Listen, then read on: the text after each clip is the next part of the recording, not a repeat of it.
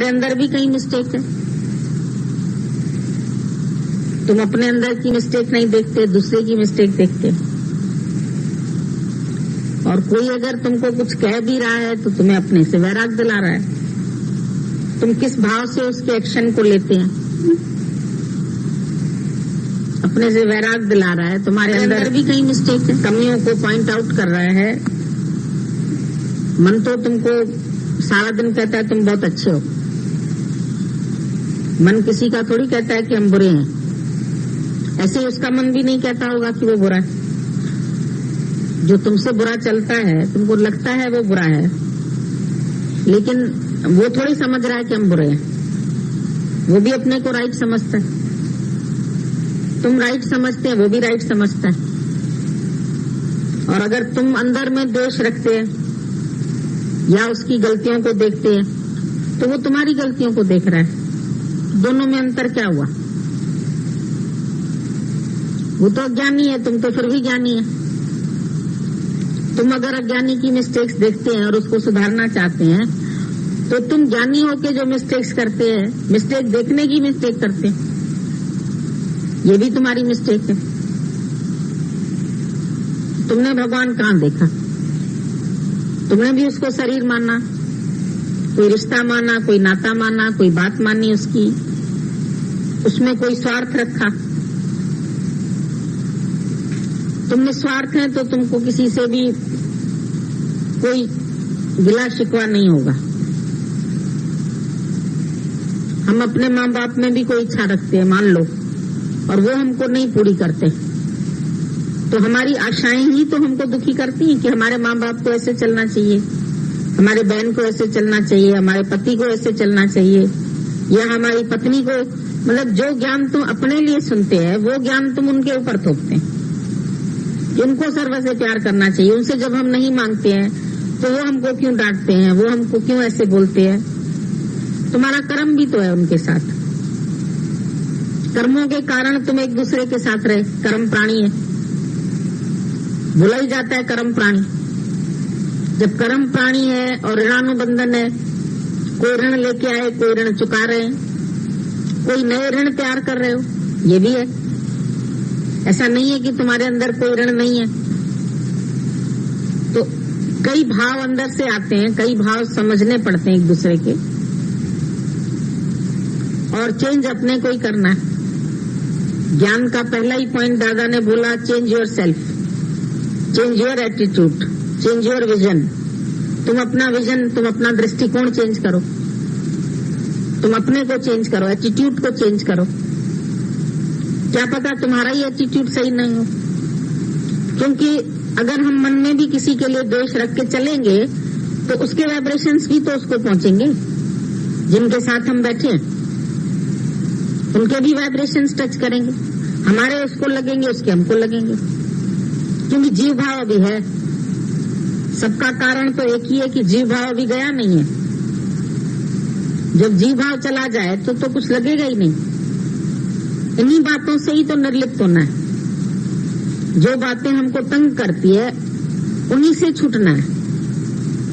ज्ञान तो मैं आत्मा हूँ, ब्रह्म हूँ, उपदेश देना भी सरल, बोलना भी सरल, लेकिन उसके ऊपर रहत बनाने में ही तो टाइम लगता है।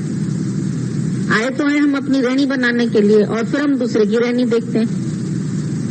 वो सब अगर अनुकूल चल जाए और तुम शांत रहे तो तुम्हारी कौन सी बढ़ाई है? पैदल चल रहे हैं, जमीन पर सब चल रहे हैं। एवरेस्ट पर चढ़ने में बल चाहिए, जो चढ़ा उसका नाम हो गया। तुम बोलेंगे वो ऐसे करे, वो ऐसे करे, वो ऐसे करे, हम कुछ चाहते नहीं, हम कुछ मांगते नहीं, तो भी वो हमको प्यार नहीं करते। तो प्यार की अभिलाषा भी क्यों है तुम्हें? सागर को तो कोई फर्क नहीं पड़ता नदियां आके उसमें मिले या न मिले, न वो उनको बुलाता है। लेकिन नदियों का शौक होता है वो सागर से मिलती है, और मिलने के बाद भी वो बहुत खुश नहीं होता कि देखो मैं कितना महान हो गया, मेरे में आके सब नदियां मिल गई, सबने आके मेरे में अस्तित्व खो दिया। तो कल बात चली थी, ज्ञानी आत्म पद पाके भी कोई खुशी नहीं मनाता है, क्योंकि उसको मालूम है ये तो मुझे मेरी ही चीज मिली है। जैसे एक व्यक्ति जा रहा था रास्ते से और उसकी टोपी बहुत अच्छी थी, वो गिर गई और वो कुछ नशे में था, उसको याद भी नहीं रहा कि मेरी टोपी गिरी। फिर जब लौट रहा था तो वो टोपी उसको मिल गई और बड़ा खुश हुआ कि मैंने आज इतनी कीमती टोपी पाई है। घर में आया, औरत को बोला बहुत आज मैं खुश हूँ। बोला क्यों खुश है? बोला देखो कितनी सुंदर टोपी मेरे को मिली है, रास्ते पे मैंने मुफ्त में पाई है। तो उसकी पत्नी ने देखा उसके सर की तरफ, बोला ये तो टोपी इसी की है। तो इसकी क्या खुशी कर रहा है? अपनी ही चीज तो मिली इसको, तो शांत हो गया वो। बोला तेरी ही तो चीज है। तो आत्म पद भी तुम्हारी अपनी चीज है, तुमने पा लिया तो उसके ऊपर तुम इतना घमंड काहे का करते कि हम तो ज्ञानी हो गए, हम तो आत्म पद में आ गए, हम तो ब्रह्म पद में आ गए। कोई बहुत बड़ा काम कर लिया क्या? अपना ही आत्म पद है ना, अपनी ही चीज है, उसकी खुशी क्या है? मिल गया तो भी ठीक है, अपनी चीज मिली। अपनी वस्तु पाके कोई आत्म पद में वो बड़ा नाचने लगता है क्या, झूमने लगता है? नशे में भूल गए थे अपनी आत्मा को, जीव भाव का नशा था, उसमें आत्मा की विस्मृति हो गई थी। अब गुरु के मिलने से स्मृति आ गई, स्मृति आ गई तो तुम अपने आनंद में रहो, उसके लिए तुमको कुछ करने की जरूरत ही नहीं। अपना देह ध्यास मिटाते जाओ, जितना देह ध्यास मिटाएंगे उतना तुम्हारे अंदर में जब ईगो चला जाएगा तो सेल्फ शाइन्स, तुम्हारी सेल्फ, तुम्हारा आत्म भाव वो अपने आप ही चमकने लगेगा। ये सब मामूली बातें हैं जो नॉर्मली हर घर में होती हैं, कोई नई बात नहीं होती किसी के साथ। मरना, जीना, मिलना, बिछड़ना, घर वालों का नाराज होना, क्रोधित होना, रूठना, जलना, कुड़ना, सब संसारिक प्राणी है, उनके अंदर होगा ही। और तुम भी जब संसार में ही थे, जब तुमको ज्ञान नहीं मिला था, तो तुम्हारे अंदर भी होता था ऐसा? नहीं होता था क्या? या अभी भी हो रहा है? अभी भी कह रहे हो उनको उसके लिए ऐसा भाव आ जाता है, तो तुम्हारा भगवत भाव तो नहीं है। तुम उसको दोष सहित स्वीकार करो। सोने में मिट्टी मिक्स होती है तो सुनार उसको मिट्टी सहित स्वीकार करता है, फिर भले ही बैठ के अलग अलग करता है उसको। तो इसी तरह हम भी अपने अंदर जो बातें हैं या किसी के अंदर भी है, हमको एज इट इज उसकी बात स्वीकार करनी पड़ेगी, तब हम प्यार कर सकते हैं उसको। बाकी कर्म देखेंगे, दोष देखेंगे, खराबी देखेंगे, तो फिर हमारा प्यार वन वे ट्रैफिक नहीं है। गुरु से भी वन वे ट्रैफिक नहीं, वहां भी हमारी चाहना है, वहां भी हम कुछ न कुछ उससे चाहते हैं, बैठे मिले, बात करें, ये करें। नहीं मिलता है तो मन निराश होता है, उदास होता है, आज तो बात नहीं हो पाई, आज तो मिल नहीं पाए। अंदर की तृप्ति रखो, अपने स्वरूप से अपने पेट को भरो। तुम अपने स्वरूप में नहीं आते, देहाध्यास में आते। देहाध्यास के अंतर्गत सब भाव आ जाएंगे, दुख सुख भी आ जाएंगे, जलन भी हो जाएगी, कुड़न भी हो जाएगी। तुम किसी की चाल चलन देखते हैं, ज्ञानी सबको आत्म भाव से देखता है और उसके स्वभाव को भी भुला के बैठा है। आज इतने सबके साथ रहना पड़ता है, भांति भांति के भाव के लोग हैं। ऐसा नहीं है कि उनके स्वभाव यहाँ नहीं निकलते हैं, शुरू में सब बहुत अच्छे होके आते हैं और बाद में उनके स्वभाव यहाँ भी निकलते हैं। लेकिन फिर भी गुरु समर्थ है तो सबको माफ करके बैठा है, तब वो सबसे प्यार कर सकता है। और तुम भी तभी सबसे प्यार कर सकते हैं जब उनको तुम दोष नहीं देखेंगे उनके, और अपने को भी दोष दृष्टि से रहित बनाओ। जो मन तुम्हारा दोष देखता है, कर्म देखता है, बातें देखता है, किसी भी चीज में किसी को भी इंटरफियर करने की जरूरत ही क्या है? तुम अपने से मतलब रखो, अपने से मतलब रखो। घर में भी जाते हो तुम प्रेम की नजर रखो। इसीलिए दादा ने बोला love is not an action but state of mind. कोई एक्शन हमको नहीं करना है उसमें, घर वालों के साथ हम बड़ा गले मिल रहे हैं या उनके साथ बैठ के बातें करें या खाएं, अगर वो हमसे बात करना चाहते हैं तो हम कर लेते हैं, नहीं करना चाहते हैं तो अपना लिखे पढ़े जाके। लेकिन उनका मूड भी खराब होगा तो भी तुम्हारा मूड खराब हो जाएगा कि उन्होंने हमसे मूड खराब क्यों कर रखा है। अगर तुम्हारी सामर्थ्य हो उसका मूड ऑफ कर देखने की तो तुम शांत रहो, और नहीं देखना चाहते तो जाके अपने कमरे में बैठो, पर उसको बोलो कुछ नहीं, क्योंकि बोलत बह बेकारा बिन बोलत जयकार। तो घर घर में एक दूसरे के स्वभाव सभी से टकराते हैं, कोई स्वभाव किसी का सबसे मिलता नहीं है कि स्वभाव एक सा हो सकता, या हम जैसा चाहते हैं ऐसा हमारा घर चले, व्यवस्था सही हो। तो मठाधीश बन जाओ। जब एक काजी के पास केस आया किसी का,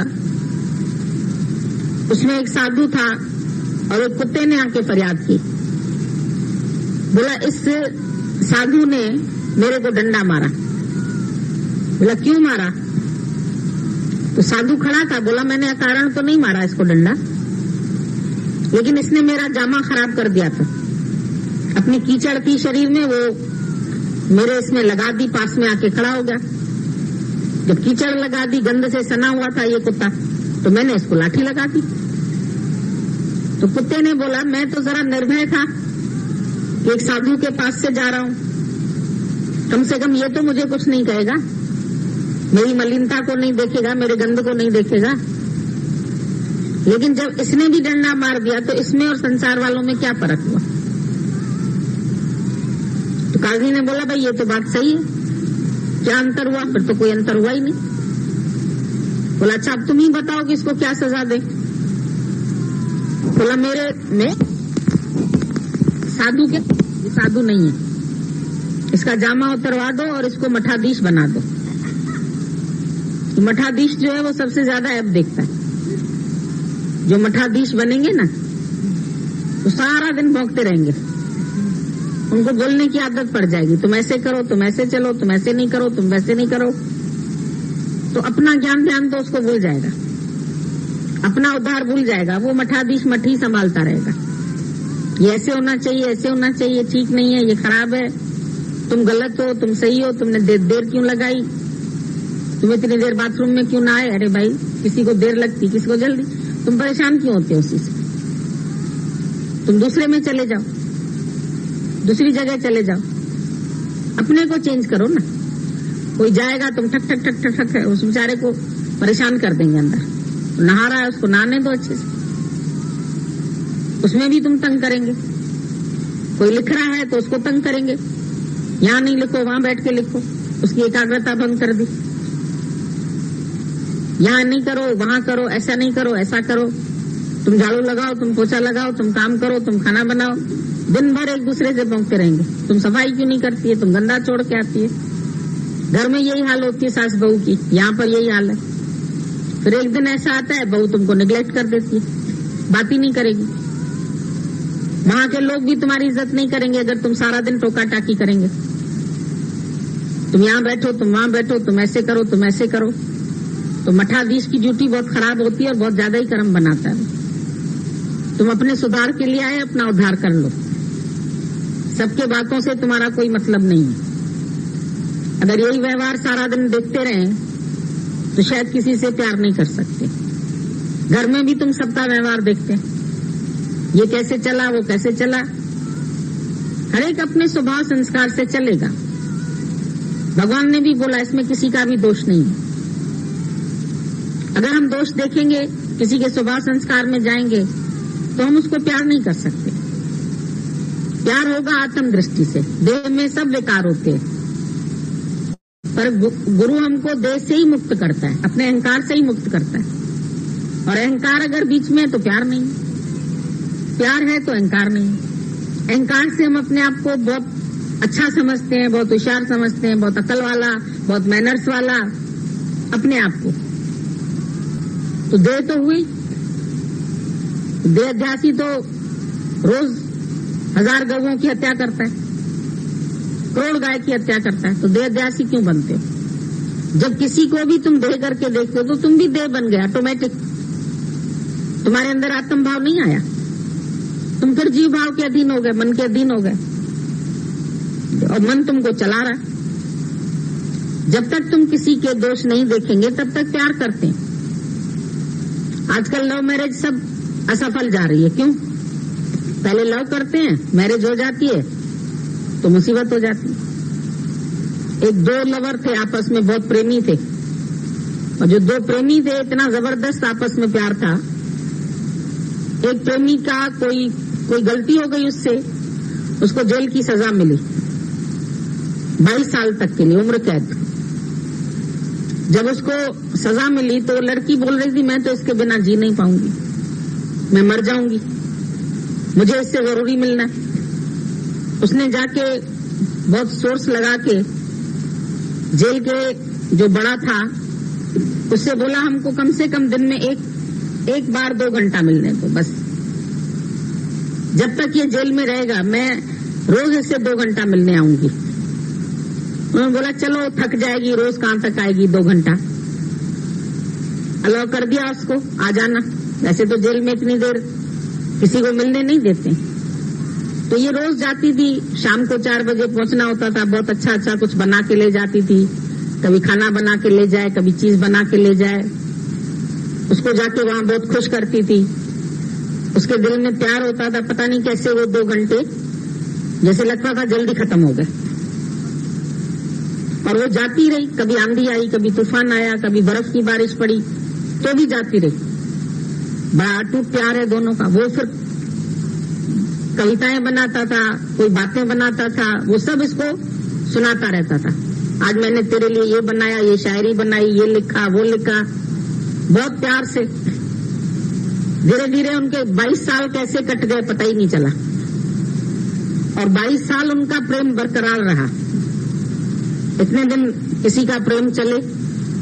अब जब वो निकला जेल से तब तक उम्र तो बहुत हो गई, 40-45 साल के दोनों हो गए, बड़े अधेड़। लेकिन प्यार था तो बोला हम इस उम्र में भी शादी करेंगे। लोगों ने स्वीकृति दे दी, भाई चलो करो शादी। शादी किया, 2 साल तक बड़े आराम से रहे। 2 साल बाद दोनों का डाइवोर्स हो गया। 22 साल प्यार रहा, तुम्हें सिर्फ 2 घंटे मिलते थे। जब परमानेंट रहने लगे तो एक दूसरे के दोष शुरू हो गए।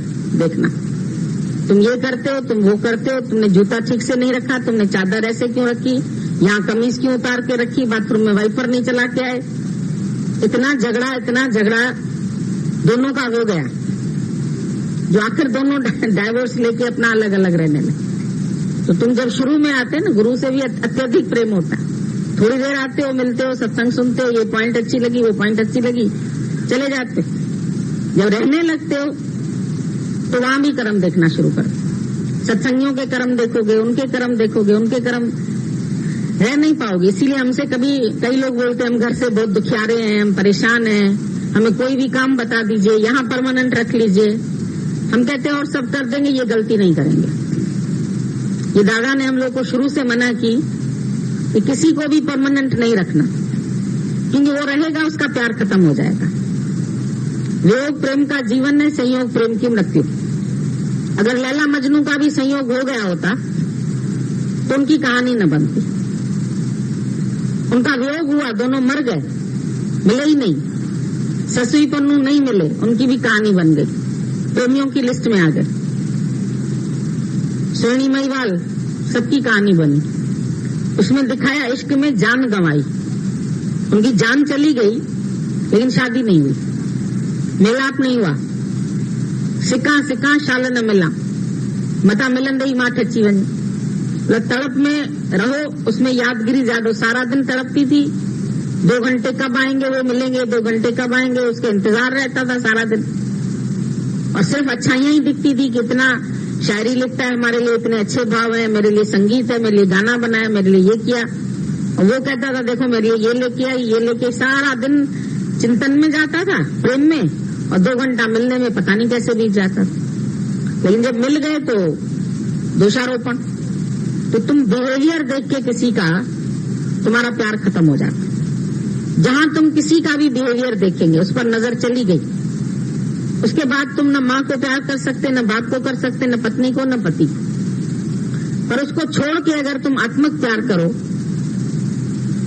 दिल मिला के चलो। अभी भगवान बोल रहे थे दिल से दिल मिलाओ। जब तक दिल से दिल नहीं मिली तुम्हारी, तब तक प्यार सच्चा नहीं। विचार उसके अलग ही होंगे, तुम्हारे अलग ही होंगे, पर तुमको उसके फीलिंग्स को समझना पड़ेगा। स्वामी साहब ने बोला, बोधराज ने, लोग आपस में क्यों लड़ते हैं? क्योंकि एक दूसरे का भाव नहीं समझ पाते। अगर एक दूसरे का भाव समझ लो तो तुम सबसे प्यार कर सकते हो। भाव किसी का भी गलत नहीं है, सब भाव अच्छा ही रखते। जब मैं सबके लिए अच्छा भाव रखता हूँ, मैं सबके लिए शुद्ध भाव रखता हूँ, तो अगले का भी मेरे से शुद्ध भाव ही है, यही मान के चलो। और जब ऐसा चलोगे तो तुमको किसी का दोष दिखेगा नहीं। मन के आगे लिख दो, किसी का भी दोष तुमको नहीं देखना। दिखने लगे हट जाओ वहां से, दिखने लगे उसको चेंज कर लो। उसका अंदरूनी शायद ये भाव होगा, शायद इस मतलब से कहा होगा। प्रेम में कोई नाप तोल नहीं होती है, प्रेम में कोई झगड़ा नहीं होता है। प्रेम तो सिर्फ प्रेम ही होता है। प्रेम में दोष भी गुण दिखने लगते हैं। प्रेम में समर्पण हो जाता है, और जब समर्पण हो गया तब तो कोई झगड़ा नहीं है ना। जब मैंने अपने आप को बेच दिया, मैंने अपने आप को सरेंडर कर दिया, गुम कर दिया, विलीन कर दिया, अब अलग होगा क्या? नमक सब्जी में पड़ गया, विलीन हो गया, दिख ही नहीं रहा है, अब करो अलग उसको। एक औरत ने खाना बनाया, पति को बोला देखो इसमें नमक है, ऐसे ऐसे देख के कहता नहीं है। फिर उसने थोड़ा डाल दिया, फिर ऐसे ऐसे बोला नहीं है, देखो नमक है। वो डालती गई नमक, और वो कहता नहीं है। ऐसे देखे तो घुल जा रहा था, गरम सब्जी थी, सब घुल जाए, उसको दिख ही नहीं रहा था। लेकिन नमक उसमें था कि नहीं था? था, पर विलीन हो गया, उसके टेस्ट में आ गया, दिखने में नहीं आया।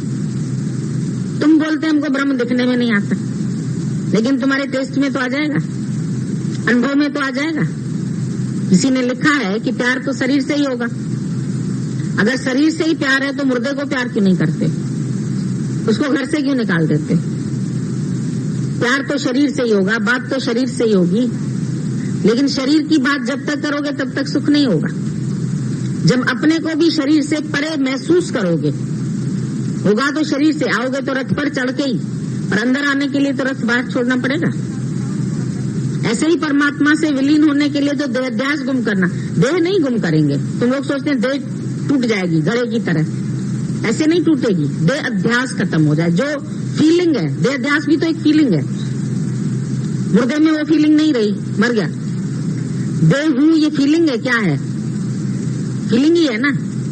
अब अगर देह भी तो आत्म शक्ति से चल रही है, अभी करंट से सब चल रहा है। करंट चली गई तो बंद हो गए सब पंखे वंखे, फिर उसके लिए जनरेटर चल गया या इन्वर्टर चल गया, पता नहीं चला। तो ऐसे ही अंदर में अपना इन्वर्टर फिट कर दो ना। जब तक तुम अपने अंदर इन्वर्टर फिट नहीं करोगे तो बातें आएंगी जाएंगी। अपने कमरे में हम सो रहे होते हैं, इन्वर्टर लगा है, पंखा चलता रहता है, बत्ती जलती रहती है, पता ही नहीं चलता है कि लाइट चली गई, कब गई। पूछने लगते हैं कब गई, पंखा तो चल ही रहा था, रात को नींद आ गई, पंखा चल ही रहा। कोई जिनके यहाँ नहीं है इन्वर्टर, वो बोलते हैं रात को 4 बार बत्ती गई, उलझ गए हम लोग, तो परेशान हो गए। तो दुनिया वाले परेशान होते क्योंकि उनके अंदर इन्वर्टर नहीं लगा। इन्वर्टर तुम्हारा अपना होगा तो काम चलेगा, वो तुम अपने दिल में लगाओ। परिस्थिति कब आई कब चली गई पता ही नहीं चलेगा। लेकिन अगर नहीं फिट है ज्ञान का इन्वर्टर, तो परिस्थिति आएगी, तुम कभी रोएंगे, कभी हंसेंगे, कभी दुखी होंगे, कभी सुखी होंगे, कभी किसका बिहेवियर देखेंगे, कभी किसका बिहेवियर देखेंगे। इसीलिए कुंवारी लड़कियों को घर नहीं बिठाते। भाभी कहेगी ये तो हमारे बीच में कांटा है। एक दूसरे का बिहेवियर नहीं फिट होता। उसी के भाई के साथ रहती है, पर बहन को निकालना चाहती है घर से, क्योंकि वो इंटरफियर करती है। नड़ान कटे प्राण, हम लोगों में बोलते नड़ान नहीं होनी चाहिए घर में, वो प्राण निकाल देगी उसका। जरूर देखेगी उसकी गलतियां, फिर देख के चुगली खाएगी माँ को, फिर माँ उसी से मुंह बनाएगी, फिर हो जाएगा घर में 3-13। तो ये बिहेवियर से प्यार करते हैं, ये आत्मिक प्यार नहीं है। गुरु भी तुम्हारे से अच्छा बिहेव कर रहा है तो अच्छा लग रहा है। तुम शुरू में आते हैं, आओ बैठो खाओ पियो ये वो, गुरु जी बहुत अच्छे हैं।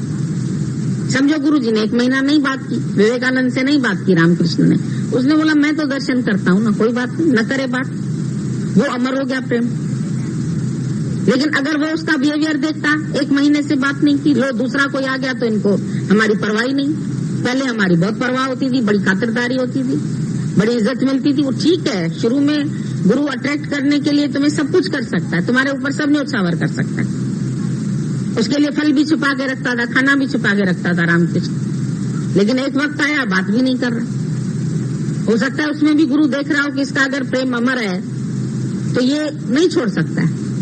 ट्रू लव, सच्चा प्रेम है तो नहीं छोड़ सकते। पर अगर प्रेम खाली गुणों से है, या उसके बिहेवियर से है, या उसके खिलाने पिलाने से है, या उसके मुस्कुराहट से है, उसके हंसी से है, तो कभी जीवन में तो उतार चढ़ाव सबके आएंगे। अगर देह में तुम है तो गुरु भी देह धारण करके ही आया, फिर तुम उसके देह के ही विकार देखना शुरू कर देंगे। उसके पास तो अनेकों आते हैं, वो कभी किसी से प्रेम करेगा, कभी किसी से, तो उसमें भी जलते हैं। जो जेलस लवर होते हैं वो ऐसा भी करते हैं। खाली हमने किसी को हाथ लगाया, एक लड़की हमको बहुत प्यार कर रही थी, एकदम उसका हाथ ऐसे कर दिया। मैंने ये क्या किया तुमने? कहती उसने आपको क्यों छुआ? मैंने क्यों? नहीं आप खाली हमारे हो, एकाधिकार की भावना। अब एकाधिकार रखेगी तो दुखी खुद होगी, फिर नहीं आती है। आपको तो टाइम ही नहीं है हमारे लिए। सही बात है, हमको एक के लिए टाइम नहीं है। बोल दिया नहीं आना है तो नहीं आओ भले। तो गुलाम होके थोड़ी हम उसके बैठ जाएंगे कि तुम आओ तो हम सिर्फ तुम्हारे साथ ही बैठेंगे, तुम हमारे साथ ही खाओ, तुम हमारे साथ ही बैठो, तुम हमारे साथ ही चलो। ये अधिकार भावना जब आ जाएगी प्रेम खत्म हो जाएगा, फिर वो जलन हो जाएगी। दिन भर कुड़ते हैं, दिन भर जलते हैं, फिर उसमें वो एक ही सीन याद रहेगा उसको। ऐसे ही झूठ मूठ में पति किसी से बात कर रहा है तो ये लड़की तुम्हारी पहले की लवर तो नहीं है, कर्म बना लेगी, घर आके दुखी हो जाएगी। वो तुमसे मिली, तुम बड़े हंस के उससे बात कर रहा था, कौन थी तुम्हारी? लड़की किसी से बात कर रही है, कौन था तुम्हारा? फीलिंग आ जाती, जलन हो जाती। और फिर यहाँ भी ये सोचते हैं कि संसारिक प्रेम की तरह हमने समर्पण किया तो गुरु भी केवल हमें ही समर्पण, गुरु तो एक को नहीं समर्पण कर सकता, वो अपने गुरु को कर चुका, बाकी सारी दुनिया से वो प्यार कर सकता है, दृष्टि रख सकता है प्रेम की, मन में किसी का अवगुण नहीं रखता है, फिर हंस के बात कर सकता है, फिर बोल सकता है। तुम तो शायद रूठेंगे तो कहेंगे जन्म भर हम इसका मुंह ही नहीं देखेंगे। अगर ये मेरे मरने पर भी आए तो भी इसको हमारा मुंह मत दिखाना, मरा मुंह भी मत दिखाना। इतना भी द्वेष पक्का हो जाता है लोगों के अंदर में। तो आत्मज्ञान तो बिल्कुल ही डिफरेंट है उससे। अगर यहाँ भी हम ऐब दृष्टि रखें, किसी का दोष देखें, किसी को बुरा कहें, किसी को भला कहें, हमारी रिस्पॉन्सिबिलिटी है, तो दिन भर अपना उद्धार तो तेरा गया कूड़े में। तुम जिस काम के लिए आए वो काम करो। 2 घंटा तुम मिले गुरु से, फिर जाके उसके अंदर में भक्ति का भाव रखो, किसी को महिमा सुनाओ, किसी को बात सुनाओ, किसी को भजन सुनाओ, सर्व से प्रेम करो। खाली एक शरीर को चिपक के बैठेंगे तो गुरु बोलेगा क्यों मेरे को शरीर मानते? फिर वो शरीर छूटेगा तो तुम भी रोते रहना। जैसे अज्ञान में लड़की रोती है मैं विधवा हो गई, तो गुरु जाएगा तो तुम भी बैठ के रोना। गुरु मोह चेले रोनो तेंजो ज्ञान बने नन्नो, ना के बराबर हो गया उसका ज्ञान। गुरु का डेथ हुआ, चेले ने रोया, ज्ञान 0 हो गया। अब मैं कैसे जीऊंगा, मैं कैसे चलूंगा, मेरे ऊपर से तो छत्र छाया हट गई।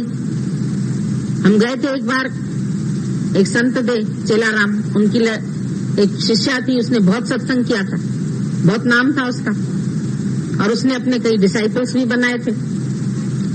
उनकी व्हाइट सूट की वो थी ड्रेस, सब व्हाइट कपड़े पहन के ही चलते थे।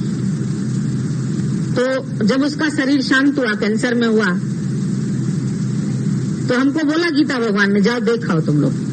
बॉम्बे में ही थे, हम गए वहां, एक पैरों के पास रो रही है, एक इधर रो रही है, एक उधर रो रही, सबकी व्हाइट ड्रेस। हमें लगा ये तो कितनी विधवाएं हो गई, इतने आंसुओं से। कोई ना सत्संग कर रहा है, ना कोई भजन गा रहा है, ना कोई कुछ कर रहा है, सारे ही रोए जा रहे हैं, सब रोए जा रहे हैं, इतने दुखी हो रहे हैं।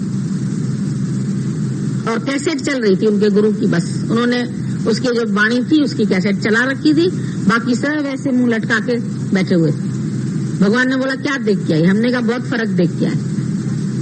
दादा के समय हमने देखा था भजन भाव सत्संग कीर्तन लग ही नहीं रहा था, किसी का शरीर शांत हुआ और सब अपने बैलेंस में खड़े थे। और वहां देखा तो सब रो रहे, क्योंकि सबको वो अपने देह में अटका के गई। किसी को आत्म भाव में नहीं खड़ा किया, किसको अपने पैरों पर नहीं खड़ा किया, जो कोई उसके लिए ना रोए। पति भी देह में फंसाता है, गुरु भी देह में फंसाते हैं। अब गुरु क्यों कहता है कि मेरे शरीर से प्यार नहीं करो, मेरे ज्ञान से प्यार करो? ज्ञान भी हमको शरीर द्वारा ही मिलता है, ये तो ठीक है, लेकिन शरीर छूटने वाला ये भी ठीक है। वो है 5 तत्व का, तुम्हारा भी नहीं रहेगा, उनका भी नहीं रहेगा, तो किससे प्यार करते? वायु से करते हो, आकाश से करते हो, धरती से करते हो, मिट्टी से करते हो, किससे प्यार करते हो? माटी तो है माटी भाई, तेरी मेरी काया। तो वो तुमको रियल चीज भी तो बताता है, तुमको अंधेरे में तो नहीं रखता है। कहता है अपनी मशाल जलाओ, वरना अंधेरे में तुम भी रहोगे। अगर तुम अपनी मशाल नहीं जलाओगे, तुम अपना निष्काम कार्य नहीं शुरू करोगे, तुम अपने बैलेंस में नहीं आओगे, तो तुम कैसे जियोगे दुनिया में? जरूरी तो नहीं है कि साथ जिएंगे साथ मरेंगे। सब लोग कहते हैं नहीं हम साथ जिएंगे, न साथ जिए न साथ मरोगे। पैदा भी नहीं हुए साथ, वो कहीं पैदा हुआ, तुम कहीं पैदा हुए, पति कहाँ पैदा हुआ, पत्नी कहाँ पैदा हुई। कौन सा प्रेम अपने साथ में कर रहे हैं? उनमें तो फिर इंद्रिय रस है, विषय सुख है, इसीलिए अटके रहते हैं एक दूसरे से। यहाँ वो भी नहीं है। गुरु तुमको विषयों से भी परे करता है। एक उंगली भी लगाई तो क्यों लगाई तुमने किसी को? क्या समझ के लगाई? क्या समझा उसको? कौन सा प्रेम किया तुमने? तो वो तुमको संसारिक देह के प्रेम से छुड़ाता है कि एक शरीर छोड़ा है, फिर दूसरे शरीर को मोह कर रहे। उस मोह के बंधन में तुमको कैसे रखे? अंधेरे में कैसे रखे? वो जागृत है, अज्ञान में दोनों अंधे हैं। दोनों अंधे मिलके अनजान बैठे राह बुलाए। अंधा मिलिया जान बैठा राह बुलाए, उनकी तो राह भूल गई। आज गीता भगवान और शाम का जब शादी का संबंध हुआ तो उसमें एक अंधा था, एक जागृत था ना। तो जागृत ने उसको भी जागृत किया, उसकी भी आंख का ऑपरेशन कर लिया। पर दोनों अंधे होते तो कहां से राह पकड़ते? अगर तुम दो प्यार भी कोई करता है, गुरु तो जागृत है, वो कैसे तुमको खड्डे में डाले? बच्चे की कुछ इच्छाएं माँ पूरी करती है, कुछ इच्छाएं नहीं करती है। उसको मालूम है इसकी अगर हमने ये इच्छा पूरी की, अगर वो हमसे आग मांगता है, अगर हमसे कैंची मांगता है, अगर हमसे सुई मांगता है, छुरी मांगता है, तो क्या हम दे देंगे? एक सुई खाली घुस गई किसी के शरीर में, वो जाने कहां ब्लड में इधर उधर घूम के सब खराब कर दिया। पकड़ में ही ना आए, वो सुई खिसकती जाए, इतनी महीन थी, सब नलियों में घुस गई। तो क्या उसके पास रखते हैं ऐसी चीज? बच्चे के पास। तुम अगर चाहो हम इस चीज से प्रसन्न होना चाहते हैं, गुरुजी तुम हमारी इच्छा पूरी करो, तो कैसे करें? तुम्हें पदार्थ दे, तुम्हें शरीर दे, तुम्हें शरीर का साथ दे, क्या दे? या ज्ञान दे, या तुम्हें अपने पैरों पर खड़ा करे? तुम डॉक्टर से बैसाखी चाहोगे कि अपने पैर चाहोगे?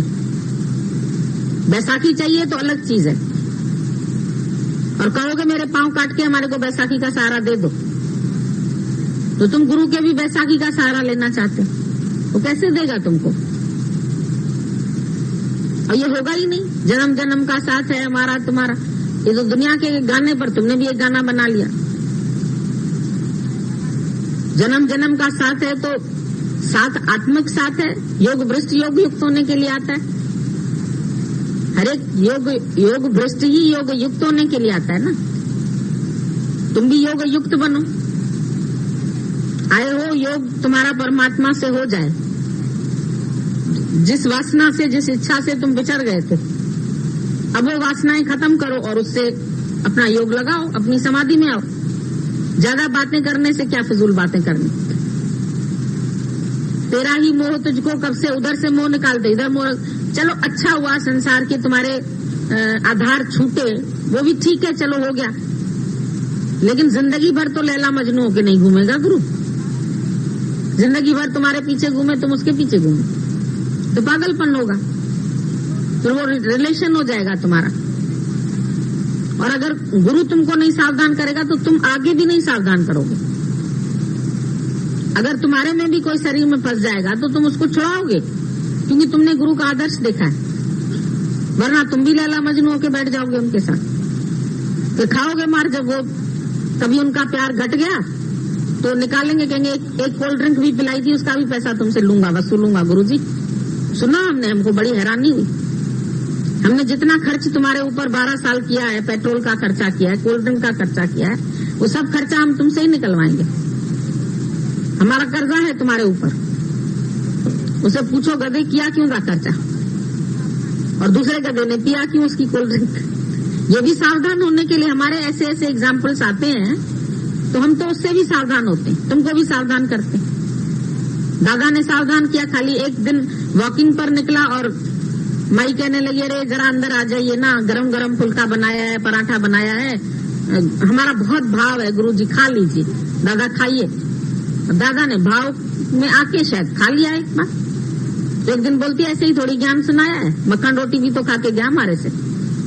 तो दादा ने बोला आज के बाद तुम लोग किसी की मक्खन रोटी नहीं खाना, खाओगे तो वो तुमको ऐसे टोकेंगे और तुम्हारे पेट से मक्खन रोटी डबल निकालेंगे। फिर ये पिटफॉल्स बताए ना दादा ने कि तुम किसी की माया पर आज आंख रखोगे, ये बड़ा करोड़पति है, बड़ा लखपति है, तो उसको लात नहीं लगा पाओगे, उनकी गुलामी करोगे।